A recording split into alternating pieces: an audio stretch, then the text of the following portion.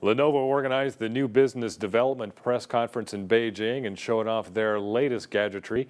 And they're competing against the Google Glass in a cooperative venture with Vuzix from the U.S., a smart air filtering device with Luftmed from Germany, and cloud storage with Deting Technology from Chengdu.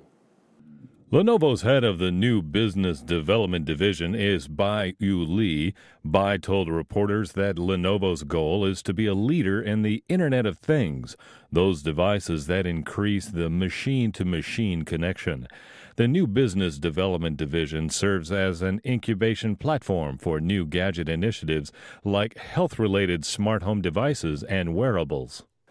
Lenovo is connecting to the smart home technologies with systems like those from Apple and Samsung. With the wearable M100, Lenovo is made with Vuzix, and they have trailed Google Glass debut that happened in mid-May. Then they announced yesterday that while the Google device is selling at $1,500, they will price the M100 at less than $1,300.